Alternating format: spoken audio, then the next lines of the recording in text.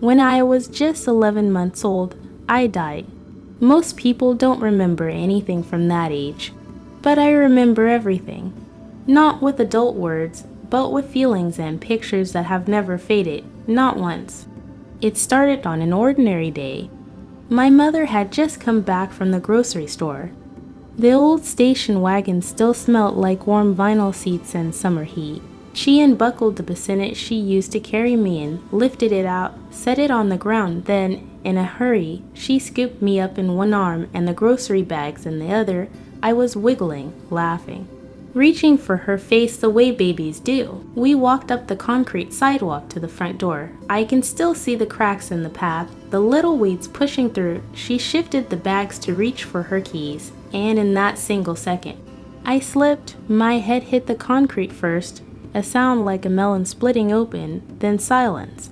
Everything went dark, but it wasn't the darkness you know. It was the richest, deepest, most alive ultraviolet you can imagine, like velvet soaked in starlight, a color that doesn't exist on Earth. I was floating in it, completely weightless, completely at peace, and I wasn't alone. Standing or floating right beside me was a being made of pure golden light, an energy that felt masculine. His face was glowing so bright I could not make it out, but he felt like the safest, most loving presence imaginable, like the safest, strongest, most loving presence I've ever known. He didn't speak with a mouth. He spoke straight into my soul, over and over, the same four words. Gentle but urgent, you must remember, you must remember, you must remember. I may have not been able to speak on Earth, but I understood through feeling exactly what he was saying. It burned itself into me deeper than any memory I've ever had in this life. I then started to notice the scene around us. When I turned away from the golden being and looked into the void, I saw the stars. Thousands and thousands of them dancing against that ultraviolet sky. They weren't still. They were alight. And then they began to form something impossible, a tunnel. An upside-down tornado made of ultraviolet blue and pure starlight stretching from where I was, all the way down to Earth.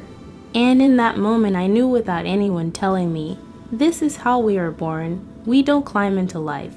We fall into it. We fall from on high. I started moving toward the tunnel. As I was pulled toward it, the golden being said one last time, this is why you came, remember. Faster and faster down that spinning tunnel of stars, the ultraviolet light blurred into streaks of violet and gold. Wine that wasn't wind rushed past me. And the whole way down I clutched that one thought like it was the only thing that existed. I must remember, I must remember, I must remember. All my life, I've carried this memory. I've had people tell me babies can't remember things like this, that it's impossible.